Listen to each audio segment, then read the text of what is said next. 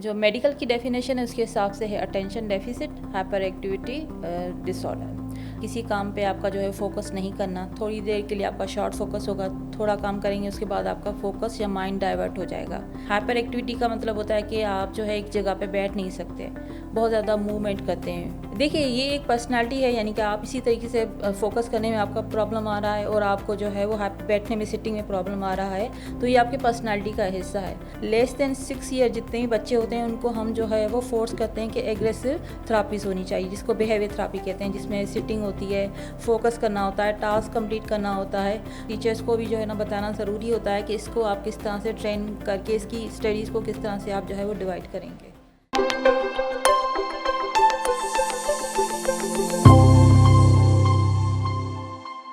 अस्सलाम वालेकुम and welcome to the Genix brain decode. आज हम एक ऐसे टॉपिक के बारे में बात करेंगे जिसके बारे में हम जानते तो हैं और हमारे इर्द गिर्द में हमने बहुत सारे ऐसे बच्चे देखे भी होंगे, लेकिन हम इस बीमारी को बीमारी नहीं समझते या हमारी सोसाइटी में अभी तक इस बीमारी को तस्लीम नहीं किया गया। हमारे तमाम इस टॉपिक से रिलेटेड क्वेरीज़ को दूर करने के लिए हमारे साथ स्टूडियो के अंदर मौजूद हैं consultant paediatric neurologist doctor Sanam Bano. She's a consultant pediatric neurologist, practices in Aga Khan University and Hospital. Doctor साहिबा, welcome to the Genix brain decode. Thank you. Doctor साहिबा, सबसे पहले स्टार्ट करेंगे हम एक बेसिक क्वेश्चन से इस टॉपिक के बारे में जितनी भी हम बात करें। तो ADHD क्या है?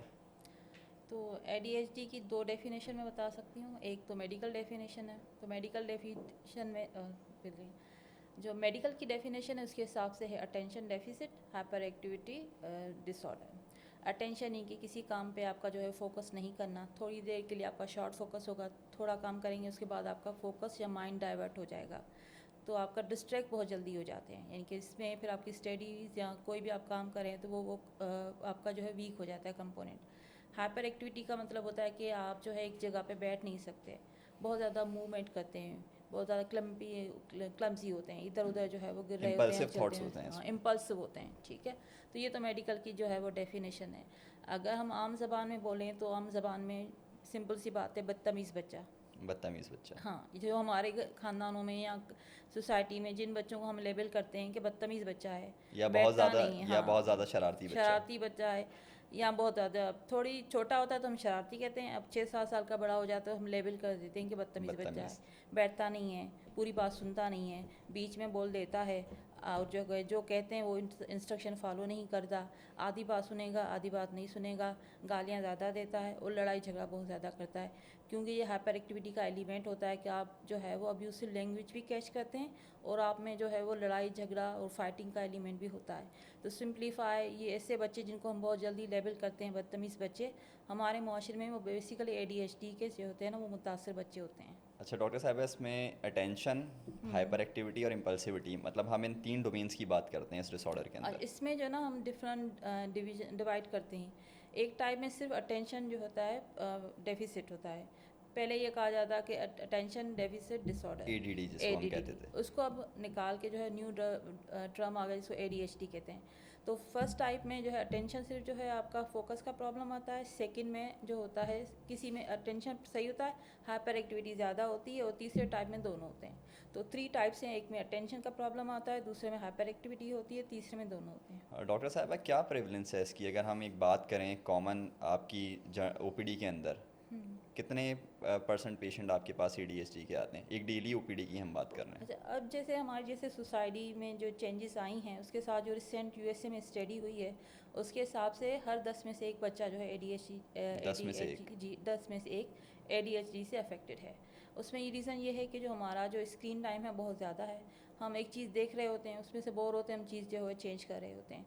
तो हम जब इस चीज़ में जिसमें हम ज़्यादा टाइम लगा रहे हैं वहाँ से ही हमारी आदत जो है वो डेवलप हो जाती है कि हमें चीज़ पसंद नहीं, हटा दें, ये चीज़ बुरी है हटा दें, तो हमारा फोकस टाइम वहीं से ही जो है वो डिक्रीज़ हो रहा है। तो अब जो है वो प्रीवेलेंस बहुत ज़्यादा इंक्रीज़ हो रहा है इस कंपेयर के हम पहले जो है देख रहे थे। विद टाइम जो है जो डिसऑर्डर्स हैं ये इनको न्यूरो डाइवर्सिटी कहा जाता है, यानी कि ब्रेन का मुख्तलिफ तरीके से काम करना। ये डिसऑर्डर जो है वो बहुत टाइम के साथ जो है वो इंक्रीज़ हो रहे हैं। इसमें जो है इन्वायरमेंट का बहुत ज़्यादा जो है वो लाइफ स्टाइल इन्वायरमेंट का बहुत ज़्यादा जो है मेजर रोल है। फैक्टर है जी, रोल है। अच्छा डॉक्टर साहब, हम जो बात कर रहे थे, इसके पीछे साइंस क्या होती है? मतलब कोई केमिकल चेंजेस हैं ब्रेन में या ये बिहेवियरल प्रॉब्लम है? अच्छा, इसको जो है हमारा ब्रेन का थोड़ा सा डिफरेंट तरीके से काम कर रहा होता है, तो इसमें हमारे ब्रेन जो है वो जो सिग्नल या मैसेजेस ट्रांसफ़र होते हैं वो केमिकल्स के थ्रू ट्रांसफ़र हो रहे थे। उन केमिकल्स का नाम होता है डोपामिन और नॉरएपिनेफ्रिन। तो बेसिकली इस डिसऑर्डर में डोपामिन और नॉरएपिनेफ्रिन की कमी हो जाती है, जिसकी वजह से ये दोनों बच्चे में बिहेवियर चेंजेस आना शुरू हो जाती हैं। तो केमिकली या मेडिकली पॉइंट ऑफ व्यू से जो है इन दो केमिकल्स जो आपकी बॉडी में होने चाहिए वो कम हो जाते हैं ब्रेन में। एडीएचडी और नॉर्मल हाइपर एक्टिविटी में हम अगर कोई बेसिक सा फ़र्क हो तो वो क्या होगा?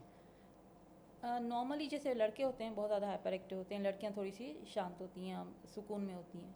और जो जैसे छोटा बच्चा होता है, 4 साल का बच्चा होता है, वो वैसे भी हाइपर एक्टिव होता है, चीज़ों को एक्सप्लोर कर रहा होता है। जैसे चीज़ों सोफ़ा के ऊपर चढ़ जाते हैं बच्चे, सीढ़ियों पर चढ़ जाते हैं बच्चे, जो चीज़ जहाँ देख रहे थे उसके ऊपर चढ़ के जो है वो एक्सप्लोर कर रहे क्योंकि होते इस हैं। एज के अंदर तो बच्चे हाँ, यूजुअली जो से हाँ, तो शरारतें तो वो करते ही एक जो हैं। है वो normal age related hyper activity होती है, वो हम समझ रहे होते हैं। लेकिन दूसरा हमें ये याद रखना पड़ेगा कि अगर आप ADHD के डेफिनेशन क्राइटेरिया में जाएंगे तो उसमें कम से कम 6 मंथ तक ये सिम्टम परसिस्ट करें और आपके दो जगह है ना जो आपके अफेक्ट हो जाएं। एक यानी कि घर में भी हाइपर एक्टिव हो, और दूसरा स्कूल या अगर कोई बड़ा है तो इसका वर्क प्लेस जो है वहाँ पे भी हाइपर एक्टिविटी होनी चाहिए। बच्चा घर में हाइपर एक्टिव है लेकिन स्कूल में इसकी परफॉर्मेंस बहुत अच्छी है, सिटिंग बहुत अच्छा है, फोकस बहुत अच्छा है, तो आप इसको ADHD नहीं लेबल कर सकते। अच्छा डॉक्टर साहब, अगर इस डिसऑर्डर को हम ट्रीट ना करें तो ये किसी और डिसऑर्डर की शक्ल के अंदर तब्दील हो जाता है, या ये जब बच्चा बड़ा हो जाएगा तो फिर भी ये डिसऑर्डर कंटिन्यू रहेगा उसके साथ, देखिए या विद द इसको पैसेज ना ऑफ टाइम ये? डिसऑर्डर या बीमारी लेबल करने से पहले हम अगर ये लेबल कर लें कि ये मेरी पर्सनैलिटी है या किसी बच्चे की पर्सनैलिटी है, तो इसमें जो है ना पेरेंट्स का भी सुकून आ जाएगा, आपको भी, यानी कि जो बच्चे के ऊपर भी जो है वो लेबल नहीं लग जाएगा। लेबलिंग से हमें थोड़ा सा जो है ना अवॉइड करना चाहिए। अच्छा, देखिए ये एक पर्सनैलिटी है, यानी कि आप इसी तरीके से फोकस करने में आपका प्रॉब्लम आ रहा है और आपको जो है वो बैठने में, सिटिंग में प्रॉब्लम आ रहा है, तो ये आपके पर्सनैलिटी का हिस्सा है। तो जितना अर्ली आप इसको आइडेंटिफाई करेंगे और जितना जल्दी आप इसको ट्रेन करेंगे, बेसिकली इसमें ट्रेनिंग चाहिए। लेस देन 6 ईयर जितने भी बच्चे होते हैं उनको हम जो है वो फोर्स करते हैं कि एग्रेसिव थेरापीज होनी चाहिए, जिसको बिहेवियर थेरापी कहते हैं, जिसमें सिटिंग होती है, फोकस करना होता है, टास्क कंप्लीट करना होता है, और किस तरह से आप जो है वो कम चीज़ों पे जो है ना डिस्ट्रैक्ट हों, इधर उधर ना देखें, ये सारी ट्रेनिंग करते हैं। अगर बच्चा लेस देन 6 ईयर पे बहुत अच्छा ट्रेन कर लिया तो उसकी पर्सनैलिटी वैसे ही जो है वो काम करेगी, फिर ये डिसऑर्डर या सिम्टम जो है वो सेटल हो जाएंगे, उसकी लाइफ बेहतर होगी। बड़े बच्चों में हमें थोड़ा सा मेडिकेशन का जो है वो जो है लेनी पड़ती है, ताकि क्योंकि 6 ईयर का बच्चा जो स्कूल भी जा रहा होता है और बाकी एक्टिविटीज़ भी कर रहा होता है, तो उसको सिटिंग चाहिए, उसका फोकस चाहिए, तो उसको थेरापीज प्लस मेडिकेशन पे रखते हैं। लेकिन बिफोर 6 ईयर जो है मेडिकेशन हम अवॉइड करते हैं। तो डॉक्टर साहब, एज की अगर हम जो बात कर रहे हैं कि किस एज से इसको हम डायग्नोस कर सकते हैं, तो वो 6 साल की उम्र ही है? नहीं, अब तो अर्ली डायग्नोसिस, पहले 4 ईयर रखते थे, लेकिन अब तो यह है कि अगर आप 2.5 साल 2.5 ईयर पे भी सिम्टम बहुत ज़्यादा हैं, तो अगर आप बिहेवियर थेरापी दे रहे हैं तो कोई मेडिकेशन तो है नहीं, तो आप जो है उसकी लाइफ बेहतर कर सकते हैं, चाहे हो ना हो। अब आपको लग रहा है बहुत ज़्यादा हाइपर एक्टिविटी का एलिमेंट है, आप जो है प्ले ग्रुप में स्टार्ट करवा दिया, प्ले ग्रुप में जो सिटिंग अच्छी नहीं है, बच्चों के साथ जो है प्ले नहीं करा, और ये मसले आ रहे हैं, तो अब अर्ली भी डायग्नोसिस हो रहा है। पहले एज लिमिट 4, उसके बाद हम जो है कंसीडर ताकि करते उसकी थे। सोशलाइजिंग वगैरह भी बेहतर हो जाए। बिल्कुल, यहीं से हम जो है वो सोशलाइजेशन नहीं करेगा तो बच्चा कहीं भी आगे जो है उसको ग्रोथ में प्रॉब्लम और आएगी। ये 6 इयर्स की जो डॉक्टर साहब हम बात कर रहे हैं, मतलब ये 6 इयर्स वो एज है जहाँ से फिर हम उसकी मेडिसिन भी अगर स्टार्ट करवाना चाहें, ट्रीटमेंट तो स्टार्ट हो सकता है? देखिए बेसिकली मेडिकेशन स्टार्ट करना बहुत आसान है, लेकिन ये सिम्टमेटिक है, थोड़े टाइम के लिए मैं इसके सिम्टम ब्रेन को जो है वो सप्रेस कर रही हूँ, यानी कि बहुत ज़्यादा हाइपर एक्टिव है, मैंने मेडिकेशन दे दी, उससे इसकी हाइपर एक्टिविटी कम हो जाएगी।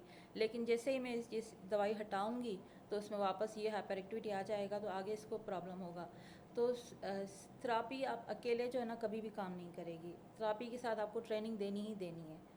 ठीक है, एग्जाम्पल के हिसाब से मैं आपको ये बताएं कि अगर हम कोई भी चीज़ नहीं कर रहे होते हैं, फॉर एग्जाम्पल आपने ड्राइविंग की होगी, जब आप स्टार्ट में सीख रहे होंगे ड्राइविंग, तो आप डिसीजन लेते हैं कि वो गाड़ी आ रही है, मुझे इस तरह साइड करके चलना है, अब मुझे टर्न करना है, अब मैं ये कैसे टर्न करूँ, आप डिसीजन ले रहे होते हैं, कब मैं ये करूँगा, मैं एग्जैक्टली। ये करूँगा, अब मैं ये करूँगा।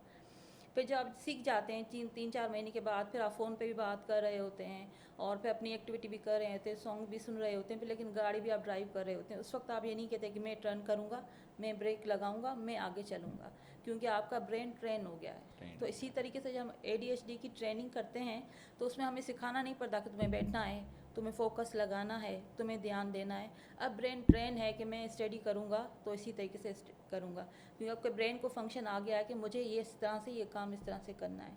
तो ट्रेनिंग आपके ब्रेन को ट्रेन करती है कि ये काम आप इस तरह से करेंगे। तो यही फ़ायदा होता है ट्रेनिंग का कि अगर आप ट्रेनिंग अर्ली स्टार्ट करते हैं तो बच्चों को आगे जैसे एडल्ट लाइफ में भी जो है वो जॉब करने में और अपने टास्क कंप्लीट करने में जो है प्रॉब्लम नहीं होगी।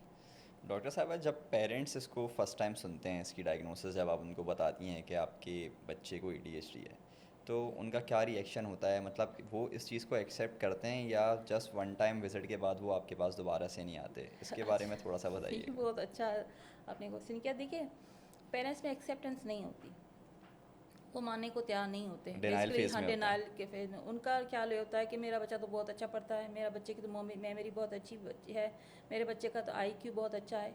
ये सारी चीज़ें अपनी जगह पे मौजूद होते हैं। ADHD का IQ से ताल्लुक़ नहीं हो सकता है कि ADHD के बच्चे का ताल्लुक़ IQ मुझसे ज़्यादा हो, 110 और 120 और मेरा उससे कम हो, ये पॉसिबिलिटी मुमकिन है। ओके। लेकिन इसमें हमें ये प्रॉब्लम आता है कि बच्चा जो है फोकस नहीं कर पाता, एक टास्क कंप्लीट नहीं कर पाता, दूसरे टास्क में जो कर रहा होता है एक जगह पे बैठता नहीं है। रेगुलर फिजिटिंग कर हाँ, रहा होता है। रेगुलरली जो है वो चीज़ें, तो दो चीज़ें अलग अलग हैं। हम ये नहीं कह रहे कि आपका बच्चा अल्लाह ना करे कि मेंटली रिटार्डेड है, इंटेलेक्चुअल डिसेबिलिटीज़ हैं, लेकिन उसका कैरेक्टर ऐसा है कि अभी क्लास 2 का काम तो कर रहा है, क्लास 3 का भी कर लेगा, उसमें पोजीशन लेना शुरू करेगा, लेकिन क्लास 4 में जब टीचर जो है इसको इंडिपेंडेंट छोड़ेगी तो ये खुद से नहीं करेगा। छोटे बच्चों को टीचर जो है वो साथ में बैठ के काम कराती हैं, लेकिन जैसे बच्चा क्लास बड़ी में आ जाता है तो टीचर एक्सपेक्ट करती हैं कि ये खुद करेगा और बाकी बच्चों के तरह ही करेगा।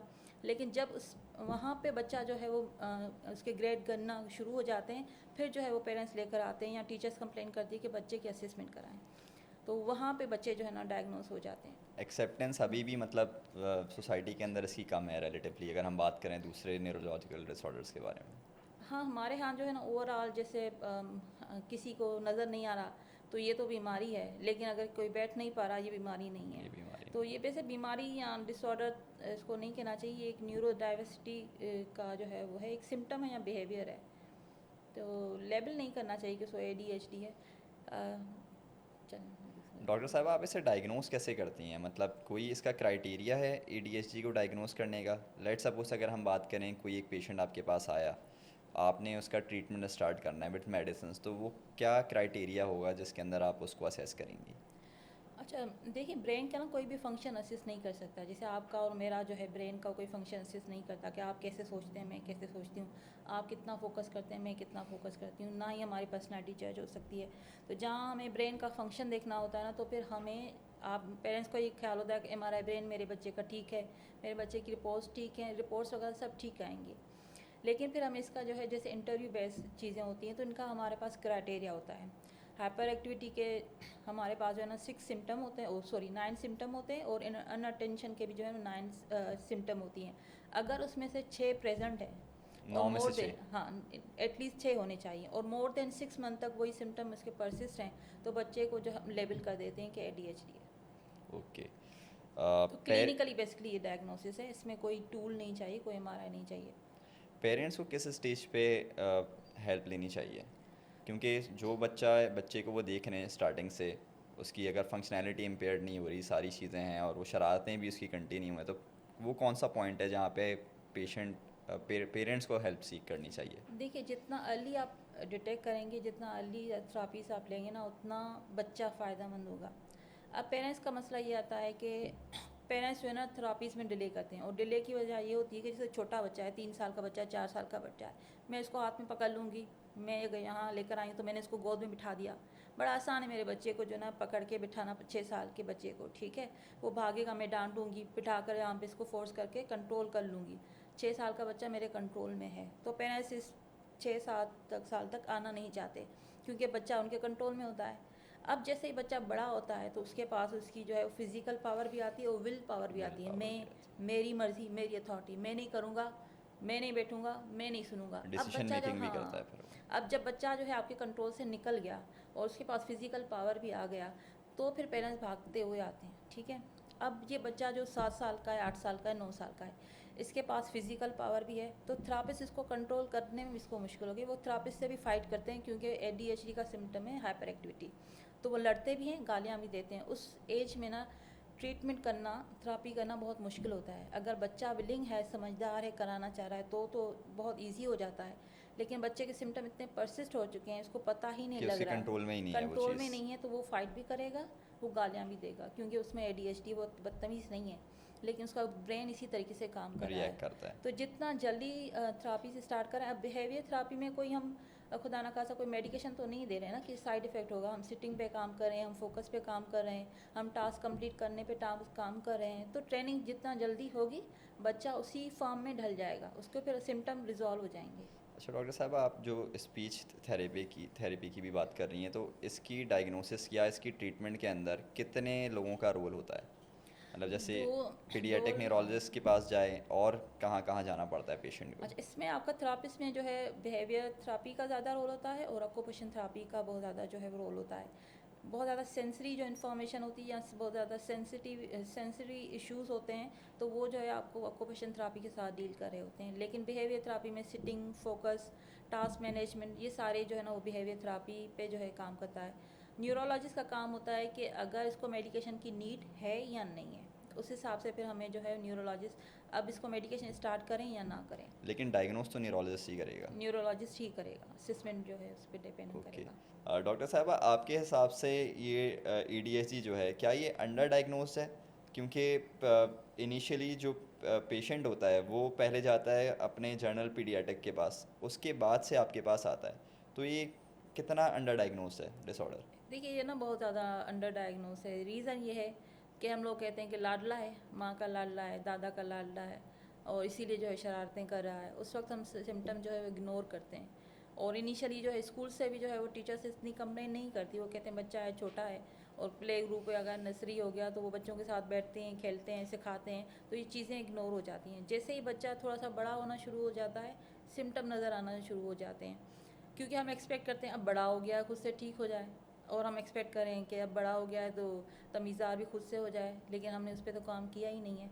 फिर चीज़ें जो हैं वो पेरेंट्स इग्नोर, जब खुद को उनको प्रॉब्लम आना शुरू हो जाती हैं, तब हमारे पास आते हैं। लेकिन अमूमन जो है वो घर के बड़े जो कहते हैं कि नहीं भाई लाडला है इसीलिए कर रहा है, तो ज़्यादा जो है इस चीज़ों में वो जो है ना हमारे यहाँ इग्नोरेंस बहुत ज़्यादा है। स्टार्ट मतलब ये घर से ही होता है इग्नोरेंस हाँ का बिल्कुल। प्रोसेस। हम एक्स्ट्रा आजकल जो है ना वो प्यार कुछ ज़्यादा ही करें। ज़्यादा करते हैं। अच्छा डॉक्टर साहब, ADHD की जो ट्रीटमेंट है, इसमें मेडिकेशंस का क्या रोल है? अच्छा, मेडिकेशन जो है जैसे मैंने कहा कि हम अवॉइड करते हैं लेस दैन 6 ईयर पे बच्चों पे। फिर हम 2 किस्म की मेडिकेशन करते हैं। एक तो जैसे मैंने कहा कि हमारा जो है बॉडी में डोपामिन और नॉरएपिनेफ्रिन जो है वो रिलीज़ नहीं होता या कम होता है, ठीक है। तो वो हमें स्टिमुलेट कहते हैं दवाइयों को, उसमें जैसे मिथाइल फेनिडेट वगैरह इस कुछ नाम है दवाइयों स्टिमुलेंट्स। के, हाँ, जो कि ब्रेन को जो है ये प्रोवाइड करेंगी डोपामिन और नॉरएपिनेफ्रिन। लेकिन इनके साइड इफ़ेक्ट कभी कभी ज़्यादा हो जाते हैं, जिसमें वेट लॉस है, एपिटाइट कम हो जाती है, खाना पीना बच्चा छोड़ देता है, और स्लीप डिस्टर्बेंस के इश्यूज होते हैं। तो उस सूरत में हमें फिर कुछ और दवाइयों के जो है एडिक्शन भी कॉज करती हैं मैम? एडक्शन वैसे नहीं होती, लेकिन कुछ जो है रेस्पेरिडोल, उसकी जो है वो हाइपर एक्टिविटी और एग्रेसिव बिहेवियर मैनेजमेंट करने के लिए हम देते हैं, तो उसमें जो है वो एडक्शन का चांस रहता है। और इसमें कुछ वेट गेन है, कुछ और सिम्टम भी आ सकते हैं। नॉन फार्माकोलॉजिकल ट्रीटमेंट्स की अगर हम बात करें, तो उसको किस तरीके से हम मैनेज करेंगे? अगर कोई बच्चा है जो दवाई नहीं ले रहा, और उसको फिर हम क्या कर सकते हैं उसके साथ? देखिए, दवाई तो कभी भी प्रेफरेंस ADHD में हमारी होती नहीं है, just first in line case कि नहीं है, अगर ठीक है। हाँ, तो आ, फिर हमें मैनेजमेंट जो है वो जैसे मैंने कहा ट्रेनिंग पे ही करना पड़ेगा। जहाँ उसको फोकस नहीं आ रहा, तो फिर आप जो है इसकी लाइफ को बहुत ज़्यादा आप उसी तरीके से मॉडिफाई करेंगे। स्कूलिंग हो गई, घर का माहौल हो गया। तो जब आप बच्चे को पढ़ा रहे हैं, फॉर एग्जांपल आप अगर घर पे मदर पढ़ा रही हैं या कोई भी पढ़ा रहा है, तो 1 to 1 होगा। ट्यूशन पे अगर भेजेंगे 7 बच्चे होंगे तो इस पर फोकस नहीं आएगा, तो जो भी इसको पढ़ाएगा 1 to 1 बहुत होगा, कंट्रोल रखना है कंट्रोल आपने का, उसे। ठीक है। जैसे मैंने इसको अभी इंग्लिश पढ़ाया, तो आधा घंटा मैंने इसको बैठ के इंग्लिश पे काम कराया, फिर आधा घंटा मैं इसको छोड़ दूंगी कि थोड़ा सा घूम फिर के आ जाओ, एक्टिविटी करके आओ, फिर मैं ब्रीथिंग मैथ स्पेस पे, देंगी हाँ आप उसे। हाँ, फिर मैथ पे आऊँगी। एक साथ सारे सब्जेक्ट नहीं करा सकते, क्योंकि इसको फोकस का प्रॉब्लम है। तो थोड़ा कराया, थोड़ा ब्रेक दिया, फिर दिया, ठीक है।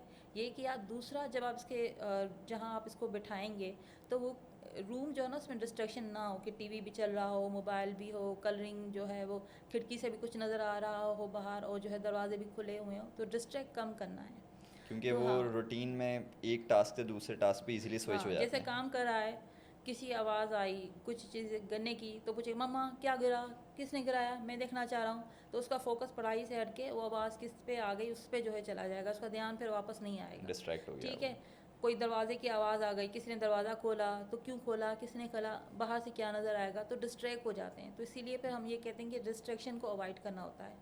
फिर यही बात हम स्कूल में भी जो है ना, टीचर्स को भी जो है ना बताना ज़रूरी होता है कि इसको आप किस तरह से ट्रेन करके इसकी स्टडीज़ को किस तरह से आप जो है वो डिवाइड करेंगे। दूसरा, इनमें खाने की तब्दीली का भी थोड़ा सा ये है कि जितना हम इसको मीठा देंगे वो हाइपर एक्टिव होगा। तो इन बच्चों में हम जैसे चॉकलेट्स हो गई, टॉफ़ीज़ हो गई, बाहर के जूसेस, कोल्ड ड्रिंक्स वगैरह, वो भी अवॉइड करते हैं कि मीठा कम से कम होना चाहिए। एक नेचुरल फ्रूट दें, इसके अलावा एडिड शुगर जो है ना इसकी ज़िंदगी से हम निकाल देते हैं, क्योंकि ये भी एलिमेंट होता है हाइपर एक्टिविटी बढ़ाने का। और स्लीप के बारे में? अच्छा, स्लीप में जो है जिनको एडीएचडी होता है उनमें जो है रेस्टलेस लेग सिंड्रोम भी होता है। स्लीप यानी कि स्टार्ट, यानी कि बेड में जाने के 1-2 घंटे के बाद इधर उधर फिर करके फिर जो है नींद आएगी, और ये बीच में बार बार उठते भी रहेंगी। तो इनमें स्लीप के जो है वो इश्यूज़ ज़्यादा आते हैं एडीएचडी के बच्चों में एज़ कम्पेयर के नॉर्मल बच्चों में। फिर हमें इनकी जो है ना स्लीप हाइजेनिक भी जो है वो भी हमें जो है ट्रेनिंग में ख्याल रखना होता है। तो उसमें आयरन हम चाहते हैं कि आयरन की कमी ना हो, उससे भी, क्योंकि लेग्स ज़्यादा हाइपर लेग्स बहुत ज़्यादा मूव करते हैं, ये चीज़ें करनी होती हैं। और जो है टाइम फिक्स होना चाहिए कि अगर 8 बजे या 9 बजे बेड पे जाएगा तो डेली वही रूटीन होनी चाहिए, रूटीन चेंज नहीं होनी रूटीन में चाहिए। फ्लक्चुएशन नहीं होनी हाँ, चाहिए। रूटीन चेंज करेंगे तो इनकी स्लीप बहुत ज़्यादा जो है वो डिस्टर्ब डिस्टर्ब हो रहेगी। जाएगी। डॉक्टर साहब, आपने स्टार्टिंग में स्क्रीन टाइम की बात की थी, तो स्क्रीन टाइम भी इफ़ेक्ट करती है एडीएचडी को? ये मेजर फैक्टर है जो कि हमारा फोकस को अफेक्ट करता है। देखिए, मैं अगर कोई मोबाइल में कोई चीज़ देख रही हूँ, तो फॉर एग्जांपल मैंने एक शॉर्ट देख लिया, जैसे अब आजकल शॉर्ट्स का टाइम हो रहा है कि एक के बाद दूसरा, दूसरे के बाद रील्स। तीसरा, तो आपका ब्रेन को जो है न्यू न्यू चीज़ें मिल रही हैं, वो उसी तरीके से काम कर रहा होता है। लेकिन आपकी नॉर्मल लाइफ में जहाँ आप स्टडी कर रहे हैं तो वो चीज़ तो उस तरह से आपको नहीं चेंज हो रही, उसमें फिर आपका ब्रेन उस तरह से तो केमिकल रिलीज़ नहीं कर पाता, तो फिर जो है फिर आपका जो है वो ऐसे एडीएचडी के सिम्टम आना शुरू हो जाते हैं। क्योंकि बच्चे जो हैं वो बहुत ज़्यादा गैजेट्स और इन सारी चीज़ों के ऊपर बहुत ज़्यादा टाइम लगा रहे होते हैं अपना। तो बेसिकली हम बच्चे नहीं लगाते, हम लोग लगाते हैं। ईज़ी है एज अ पेरेंट्स जो है बच्चों को दिस इज़ आप सो जो है ट्रू। हाँ दे दें, क्योंकि अगर आप प्ले या लेके जाएंगे तो हम लोग सोचते हैं कि पहले कपड़े तैयार करें फिर बच्चे को लेके जाएं, फिर थोड़ा सा अपना टाइम भी देना पड़ेगा, तो हमारे पास उतना टाइम भी नहीं है। आसान तरीके की आसान तरफ जाते तरीका हैं। ये है, तो हमारे बच्चे मोबाइल खुद से यूज़ नहीं करते, हम अपनी जो है आसानी के लिए जो है वो दे रहे हैं। तो अगर आपको कोई चीज़ रिप्लेस करनी है ना बच्चों की ज़िंदगी से, कि आप मोबाइल कम यूज़ करें, तो आपको किसी एक्टिविटी से रिप्लेस करनी पड़ेगी। आप मोबाइल छीन के बैठ जाएँ कि नहीं मोबाइल नहीं देखोगे, अब बच्चा क्या करे? उसको कोई और एक्टिविटी दें आप। हाँ, तो आपको एक्टिविटी देनी है, आपके साथ जो है सिंपल सी गेम है, लूडो खेल दें, ठीक है। अब आप जैसे लूडो खेलते हैं तो उसमें क्या होता है कि आप जो है वो वेट कर रहे होते हैं, तो वेट करने से आपकी जो है सिटिंग बेहतर होती है। फिर जैसे मैंने अपना टर्न किया, मेरा 6 आया, 4 आया, और मैं अपना जो है वो डिसीजन ले रही हूँ कि डिसीजन मैं मेकिंग हाँ अच्छी हाँ, होती है आपकी। तो मैंने डिसीजन लिया, तो वो भी लेगा कि मेरे नंबर आएगा तो मैं क्या लूँ, इसको करूँ। तो ये कोग्निटिव फंक्शन आपके जो है ना इम्प्रूव होते हैं, तो सिटिंग, फोकस और कोग्निटिव फंक्शन इन गेम से बहुत ज़्यादा जो है ना वो चीज़ें पजल्स। इम्प्रूव होती हैं। हाँ, पजल्स हो गया, तो ये थॉट प्रोसेस जो गेम्स होती हैं इसमें बहुत ज़्यादा जो है वो चीज़ें होती हैं। अब अगर मैं थोड़ा सा ये कहूँगी, जैसे हम बच्चे होते थे, हम एक छोटा सा गेम खेलते, एक बंदा यूँ हाथ करता था और दूसरा स्मार्ट मारता था, तो हम यूँ कर लेते थे।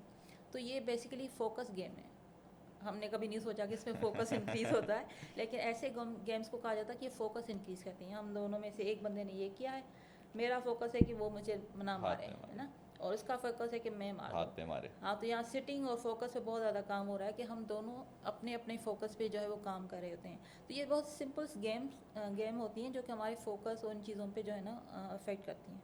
डॉक्टर साहब, पेरेंट्स की तो आपने बात की, टीचर्स को किस तरीके से सपोर्ट करना चाहिए एडीएचडी किड्स को? सबसे पहली चीज़ तो ये कि पेरेंट्स को ये लाजमी चीज़ बता देनी चाहिए अपने, जो पेरेंट्स टीचर मीटिंग होती है उसमें टीचर्स को, कि बच्चा जो है वो एडीएचडी या तो उसको डायग्नोस हुआ है, तो टीचर्स को क्या आप मैसेज देना चाहेंगी, वो किस तरीके से सपोर्ट करें उनको? देखिए, अगर आप टीचर्स को नहीं बता रहे तो आपका बच्चा स्कूल में भी लेबल हो जाएगा कि पढ़ाई में कमज़ोर है, इसको तो आता ही नहीं है, और फिर बदतमीज़ बच्चा भी लेबल हो या जाएगा, ध्यान भी हाइपर या एक्टिविटी ध्यान है। नहीं हाँ देता पढ़ाई पे। हाँ, तो ये लेबलिंग आपके बच्चे पे बहुत ज़्यादा हो जाएगी, फिर आपके बच्चे में लो सेल्फ इस्टीम आना शुरू हो जाएगी, आपका बच्चा स्कूल जाना नहीं चाहेगा। ठीक है, तो आप जितना टीचर्स को और स्कूल को इन्वॉल्व करेंगे, आपके बच्चे की जो है वो पढ़ाई जो है वो बेहतर हो जाएगी। इसमें ये होता है कि आप टीचर्स को इन्फॉर्म करते हैं कि बच्चे को फिज़िकल एक्टिविटी, अगर हाइपर एक्टिविटी है तो ज़्यादा कराएं, तो फिज़िकली थोड़ा सा ये भाग ले, थोड़ा सा गेम कर ले, तो इसमें फ़िज़िकल एक्टिविटी से इसकी हाइपर एक्टिविटी कम हो जाती है। दूसरा ये होता है कि इसके साथ एक टीचर जो है, रेमेडियल टीचर भी जो है वो साथ में हो, जैसे बाकी बच्चे खुद से करें, ये इसमें कराती रहे साथ में, कि बाकी बच्चों की तरह ये टाइम पे जो है करता रहे, और टीचर जो है बार बार उस पर जो है वो क्वेश्चन करे, या उससे पूछती रहे, या उससे देखती रहे कि काम सही से कर रहा है या नहीं कर रहा। तो ये चीज़ें जो है स्कूल में बताना बहुत ज़रूरी है। बहुत ज़रूरी और है। जब हम इसकी असेसमेंट करते हैं तो इसका एक कंपोनेंट पेरेंट्स होता है, एक कंपोनेंट टीचर होता है, क्योंकि मैंने कहा कि 2 जगह चाहिए जिस पे हमें जब हम लेबल करेंगे, 2 सिटिंग्स के अंदर ही हाँ डायग्नोस होता है। 2 लोग चाहिए, 2 2 लोग जगह चाहिए। चाहिए, एक घर हो गया, और बच्चा है तो स्कूल चाहिए, बड़ा है तो फिर ऑफिस चाहिए। ऑफिस तो चाहिए। टीचर जो है वो एक फॉर्म फिल करती है जिसमें वो बताती है कि बच्चे में क्या क्या अलामतें हैं, ये स्नो में बताती है। उस हिसाब से फिर जो है हम क्राइटेरिया लेबल करते हैं कि ADHD है या नहीं है। और डॉक्टर साहब कोई एक ऐसी यूनिक स्ट्रेंथ या कोई एक ऐसा इनका पर्सनैलिटी ट्रेट जो ADHD किड के अंदर आपने बहुत कॉमन देखा हो? देखिए, ये हाइपर एक्टिव बहुत ज़्यादा होते हैं, लेकिन जो है इनमें जो फाइटिंग या मानना धरना बहुत ज़्यादा होता है। IQ की आपने एक बात की थी कि इनका IQ भी बेहतर होता बेहतर है, होता है। बेहतर होता है। ये मैंने ये कहा कि जैसे पेरेंट्स से हम जब कहते हैं कि आपके बच्चे को ADHD, तो वो कहते हैं कि मेरा बच्चा तो बहुत ज़हीन है, तो जहानत का ADHD से कोई ताल्लुक नहीं है। ओके। हाँ, जेनेटिक्स। लेकिन ये एक्सप्लोर बहुत ज़्यादा करते हैं, तो उनके पास नॉलेज बहुत ज़्यादा होती है, ये भी चाहिए, ये भी चाहिए, ये भी इसके बारे में चाहिए, तो गार्डनिंग के बारे में भी इंफॉर्मेशन लेनी है, तो उसमें इंफॉर्मेशन इनकी ज़्यादा होती है। जेनेटिक्स और हम अगर अब बात करें अपने इन्वायरमेंट की, तो किसका ज़्यादा रोल है इस? दोनों का ही रोल है, लेकिन इसमें कोई एक जीन नहीं है कि एक जीन है जो कि ये चीज़ कर रही है। इसमें मल्टी फैक्टोरियल जीन्स होती हैं, जिसका जो है वो, जिससे ये प्री डिस्पोज होते हैं, यानी कि ये हो सकता है कि ADHD कैच करे, फिर वही माहौल उनको मिलता है, एनवायरनमेंट मिल जाता है, तो डिजीज़ जो है वो सामने आ जाती है। तो दोनों ही इक्वली रिस्पॉन्सिबल होती हैं, जीन्स प्लस जो है एनवायरनमेंट। दोनों का रोल है इसके दोनों अंदर। का रोल है, आप किसी एक को नहीं निकाल सकते कि एनवायरनमेंट की वजह से हो रहा है या जेनेटिक की वजह से हो रहा है। डॉक्टर साहिबा, लास्ट एक कोई मैसेज आप जो देना चाहें पेरेंट्स को जिनके बच्चों को ADHD डायग्नोस हुआ है, एक देखिए, मैसेज ऑफ होप। हाँ, मैं होप में तो ये है कि आपके बच्चे जो है नॉर्मल बच्चे हैं, वो डिफरेंट हैं, तो इसको डिजीज़ तो कंसीडर ही नहीं करना चाहिए। ये बेसिकली न्यूरो डाइवर्सिटी में आता है, ब्रेन का डिफरेंट तरीके से काम करना। तो आपके बच्चे नॉर्मल बच्चे ही हैं, लेकिन इनको जो है लाइफ स्टाइल थोड़ा सा चेंज करना होता है बाकी बच्चों के हिसाब से। और दूसरा ये आपको याद रखना है कि कितना भी अच्छा डॉक्टर क्यों ना हो, कितना भी अच्छा थेरापिस्ट क्यों ना हो, वो आपको एक लिमिटेड टाइम ही देगा, 1 घंटा 2 घंटा, बाकी टाइम आपका बच्चा घर पे है। तो अगर पेरेंट्स की इन्वॉल्वमेंट कम है तो बच्चे की इम्प्रूवमेंट भी कम आएगी। तो जब पेरेंट्स मुझसे पूछते हैं कि मेरे बच्चे में कितनी बेहतरी आएगी, तो मैं कहती हूँ आप कितना टाइम देंगे। अगर आप अपना 100% टाइम देंगे तो आपके बच्चे की इम्प्रूवमेंट भी 100% है। अगर आप 40% टाइम देंगी तो आपके बच्चे में भी बेहतरी 40% आएगी। ये ना सोचेंगे डॉक्टर कितना अच्छा है, मेरा थेरापिस्ट कितना अच्छा है, हॉस्पिटल कितना अच्छा है। तो अगर पेरेंट्स इन्वॉल्व नहीं हैं और उस पर फोकस नहीं कर रहे, तो आपके बच्चे को मसला आएगा। और ये याद रखना चाहिए, कभी भी बच्चा जो है वो हमेशा छोटा नहीं रहेगा। हम उसको एज अ छोटा देखते हैं, वो हमें लगता है ये कंट्रोल में हो जाएगा। हर दिन आपका बच्चा जो है ग्रो करता है, और एक टाइम आएगा उसके पास फिजिकली और जो है वो इसकी पावर, विल पावर भी होगा। उस वक्त हमें ट्रेन करना बहुत मुश्किल हो जाता है बच्चों को। ADHD kids are different but they are not wrong. हाँ, Thank you. डिफरेंट है, और अल्लाह ना करेगा नॉर्मल ना कहें से।